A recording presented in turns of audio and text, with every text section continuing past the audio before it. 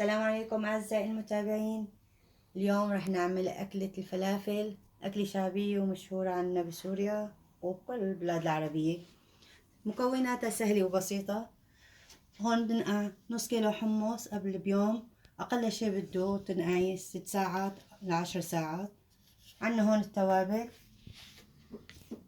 هون كربونات صوديوم، توم مجفف، كمون، ملح، بهارات الفلافل، توم فريش، ومكنة لحتى نطحن فيها الحمص ويكون ناعم. ما لازم نطحن الحمص هيك بسرعة، بدنا ننزله شوي شوي لأنه قاسي على المكنة.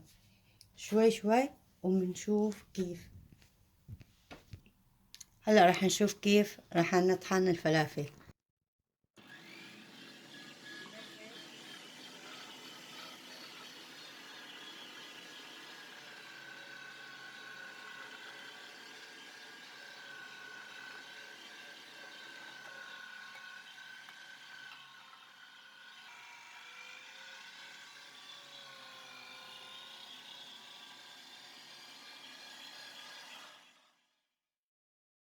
هلا بعد ما خلصنا طحن رح نضيف المكونات اللي هي عبارة عن الثوم المجفف أو الثوم البودر، الكمون، الملح، وهي عنا بهارات الفلافل، وهون ربع معلقة كربونات صوديوم. وهلأ بنرجع نعملها دور الآخر على الماكينة لأنه عند المصفاي خشنة منا ناعمة، لازم يكون أنعم من هيك.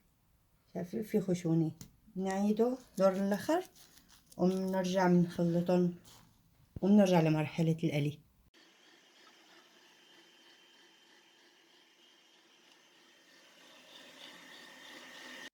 هلا خلصنا من طحنهم وتتبيلهم، وأنا وقت اللي طحنتهم حطيت معهم الثوم، سنن الثوم بالماكينة طحنتهم معهم، وهاي النتيجة. هلا رح نبلش بالقلي. حمينا الزيت، وهلا بنبلش نعبيهم هيك.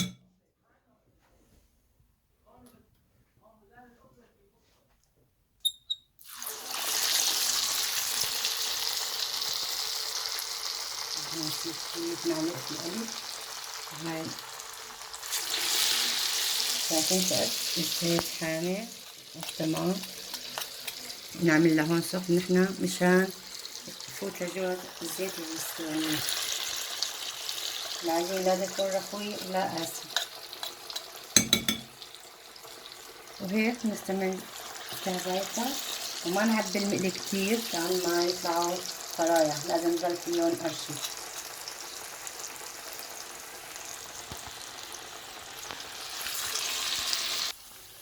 نقلب هلا الراس مشان ما يفسخوا معنا. لازم هيك بكفي هالكمية، ما تكتروا أكتر، خليه تشبع نار مشان ما يبرد الزيت كمان. كل شوي كل ما لقينا هيك شوي يحمر بنقلبه على الجانب التاني. هلا الفلافل استوى، راح نشيله ونصفيه منيح.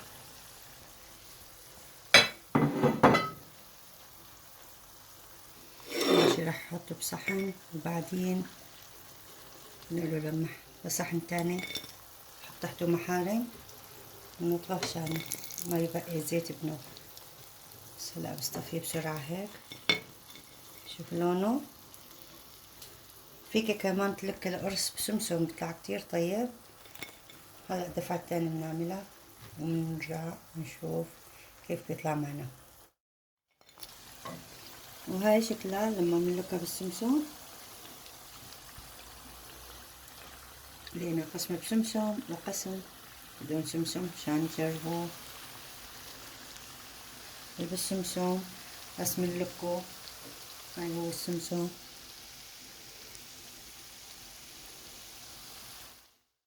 خلصنا هلا قلي الفلافل وصفيناه هون بهالصحن، زينا بشوية خيار وبندورة وخس.